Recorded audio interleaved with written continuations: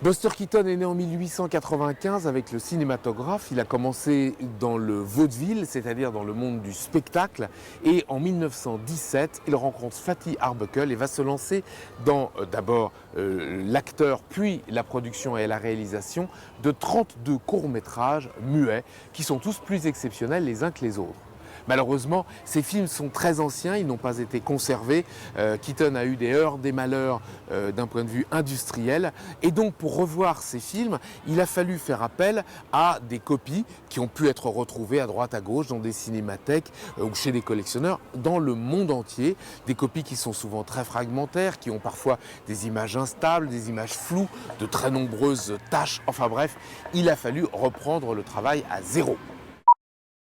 C'est-à-dire retourner dans toutes les archives qui puissent posséder une ou deux ou quelques copies de films de Buster Keaton, les réunir dans un seul et même endroit, les comparer plan par plan lorsqu'il y a des collages avec des manques d'images, prendre l'image qui est nette du Danemark avec l'image qui est un petit peu moins nette de Tchécoslovaquie, de Russie ou du Venezuela pour remplir le petit manque.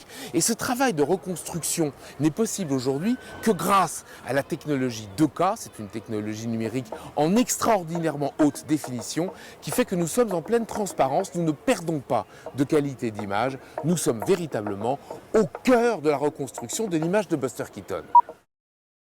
Ce travail n'a jamais été entrepris pour ces courts-métrages muets qui sont probablement au cœur de la beauté, de la magie de Buster Keaton. Alors je vais vous donner un exemple, par exemple. Voici un extrait de Daydreams avec des passages manquants. Ce que vous voyez là, c'est la copie tchèque, où il y a de très nombreux manques, il n'y a pratiquement pas un plan de complet. Il y a des grosses taches, c'est extrêmement instable. Et là, vous voyez un flic, et tout d'un coup, ils se mettent à courir. Ces images manquantes, nous les avons retrouvées dans un film de compilation de Robert Youngstown qui s'appelait Quand le rire était roi, When Comedy Was King.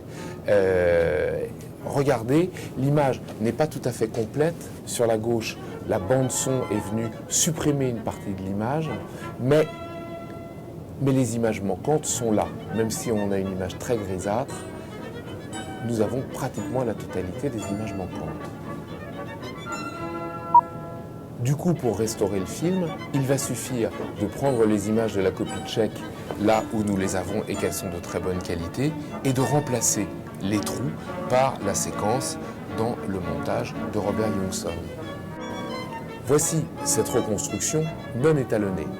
Construite, il n'y a pas d'étalonnage, c'est-à-dire que vous allez voir des différences de gris d'une copie à l'autre, mais ça va vous permettre de voir quand est-ce qu'on rentre dans l'une, quand est-ce qu'on rentre dans l'autre.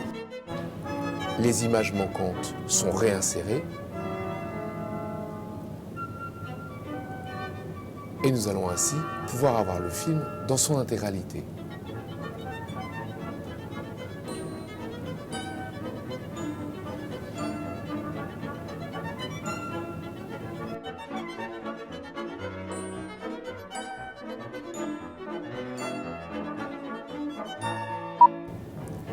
Mais parfois, la restauration peut être beaucoup plus spectaculaire. Regardez cette séquence où Buster Keaton se livre à une acrobatie incroyable. Dans le plan suivant, il y a 3 collages. 1, 2, 3, 4. Voilà, il y a 4 collages. Regardez à nouveau. Attention. 1 collage. 2 collages, 3 collages, 4. Et à chaque collage, évidemment, il y a des images manquantes. Or, il se trouve que nous avons une copie de qualité bien plus médiocre, mais sur lesquelles les images manquantes sont présentes. À droite, l'image de la copie standard où il y a des manques.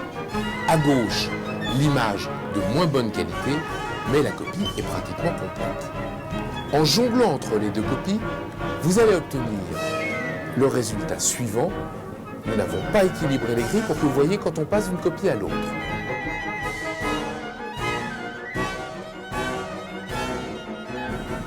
Un collage,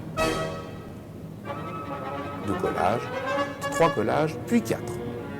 Le mouvement est complet, mais l'étalonnage n'est pas encore homogène.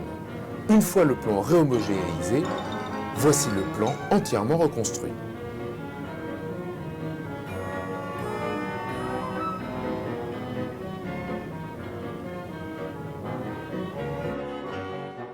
Retrouver un film, reconstruire des films est un véritable puzzle, mais c'est totalement passionnant.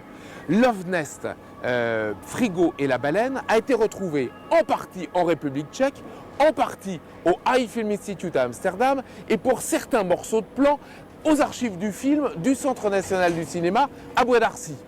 Bref, il suffit de chercher pour retrouver. Ou pas toujours.